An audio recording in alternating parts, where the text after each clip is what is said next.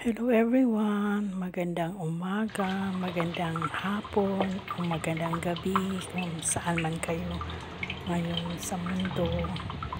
Ako po ay naghihiwa ng baboy kasi luto na fried na pala siya sa sarili niyang mantika. Isipan kong lutuin ito dahil ito ang itatoppings ko sa pansit na lulutuin ko. Meron kasi akong dalawang manok na adobo na leftovers na iwan ko ba ilang init ko na hindi na nila kinakain. Kaya sabi ko isasahog ko yon sa pansit. Napakadali lang pagluto ng pansit, udong lang ang gamit ko. Dito ako natatagalan sa pagputol nitong pork na ito. Sana niliit ko na lang sana siya bago ko siya niluto. Kasi meron kasi ako. Habol kasi itong kutsilyo. Ano bang Tagalog sa habol? Yung hindi sharp ba? Paki-comment nga below.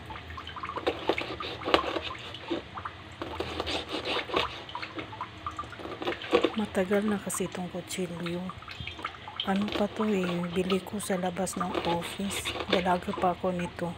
Maninipis siya pero okay lang siya sa mga soft na ikat mo sa mga gulay. Okay lang. Pero pag ganito, pag naprito-prito na tsaka mga karne, mahirap talaga siya. Kasi parang hindi siya pang karne. Pero pinagtiyagaan ko lang kasi wala na iba.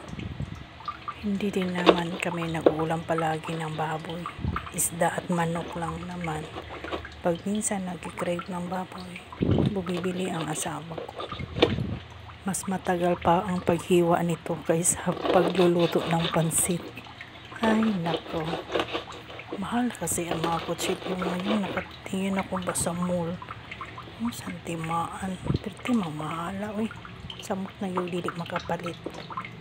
Kailangan ko pang mag-ipon dahil gusto ko yung mamahalin na kutsilyo, yung panglas ba, yung hindi ka palaging nagsha-sharpen.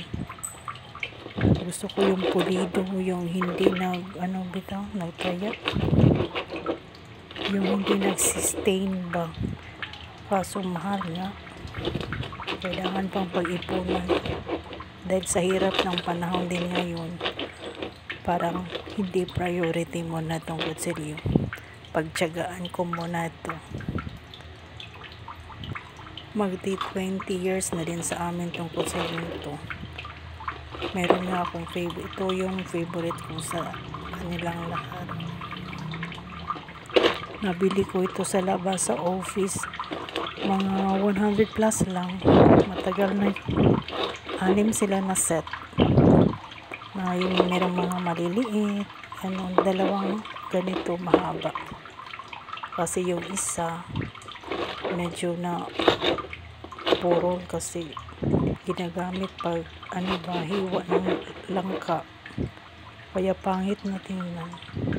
Masakit na hawakan yon simula nung para kasi siyang gabas ba yung parang ganun ang pagkat na niya, kaya hindi ko na siya ginagamit. Ito na ang pambatok ko. At sa yung mga maliliit na sharp naman siya, kaso para pang gulay lang yun, pang slice ng mga fruits. Pwede pa tong pagtiyagaan. Bye!